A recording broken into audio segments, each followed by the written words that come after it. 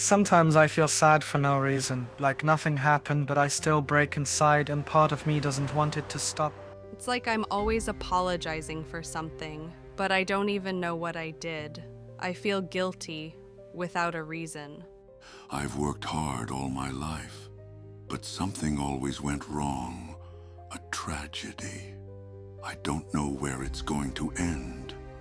I have loved so much, and I have lost so much, but what never left was this feeling that somehow it was my fault, even when I know it wasn't. You heard about Henneken? Yeah. The guy who talks about hearts. George Heineken. He says people carry pain that was never theirs.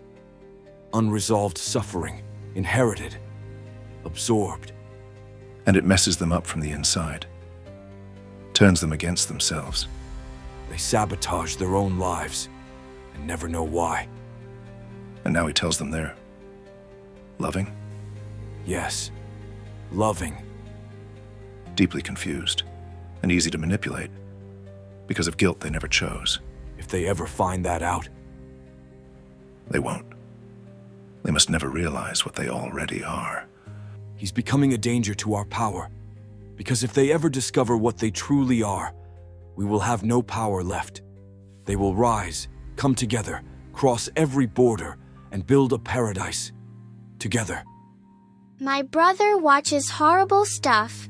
Mom and Dad hear bad news all day. They're too busy paying bills. I'm alone, with scary thoughts. Lots of kids feel this way. We need help.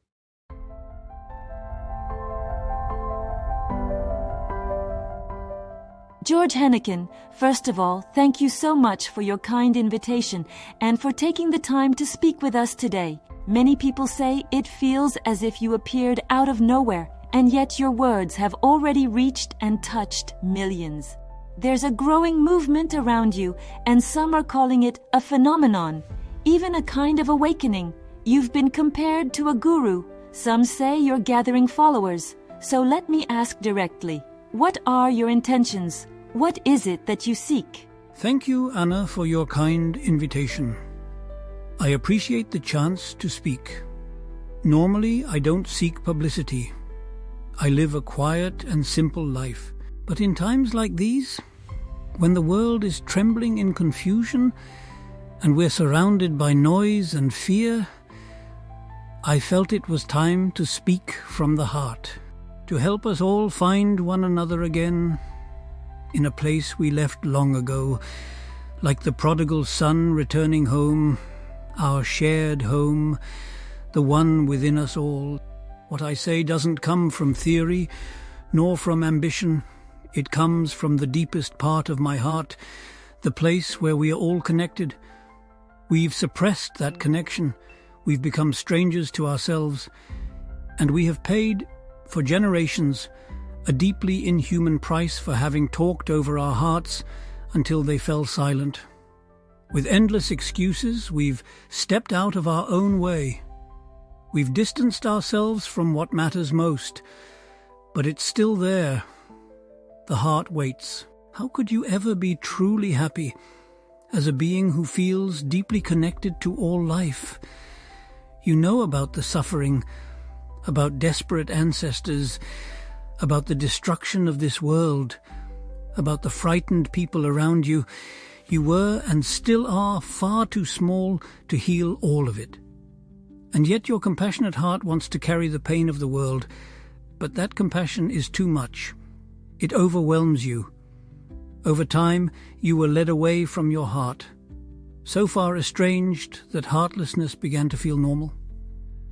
You started to feel lonely, trapped in the belief that you were separate, isolated, alone. And because you cannot help, you accept your own suffering. As a being of love, you want to suffer when others suffer. Worse still, you believe it is your duty to carry their pain with you. Your mind numbed you, but still you suffer. You feel ashamed. You've turned unkind toward yourself, but the heart cannot be lied to. It keeps feeling, it knows. As long as pain remains unresolved, it does not want to be happy. It cannot. poor soul, you didn't know. You thought something was wrong with you. But that was the proof that you are a wonderful, loving being. Even though you were completely overwhelmed by all the pain you couldn't heal, you didn't fail, you were never wrong. You were simply too small for a world that had forgotten how to feel. But you never lost it. Never.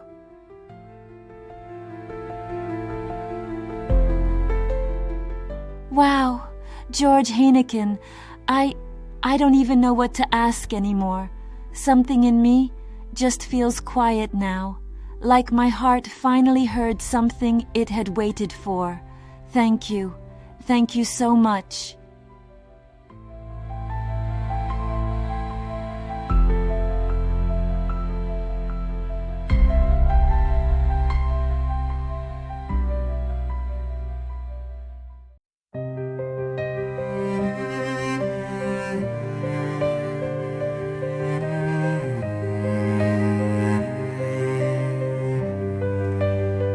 If you feel pain, it's not because you've sinned. No God is angry, no law was broken. It's love that refuses to feel joy while others still suffer. That's all. I held a weight that wasn't mine, inherited from tears and time, not from guilt or moral wrong, but from a silence kept too long. No law condemned me, no wrath from skies, just aching love that couldn't rise. A heart that hurt for others' pain and thought I must remain the same. I take the guilt off my chest. It's not my cross, it's not my test. This hurt I feel is not my crime. It's love that stayed behind. I thought I must not yield too soon while others cry beneath the moon. But I was wrong, and now I see. To set them free, I must free me. I must free me. I forgive myself for being whole. I let go of pain not mine to hold. I speak these words and feel them burn. I take the guilt, I let it turn.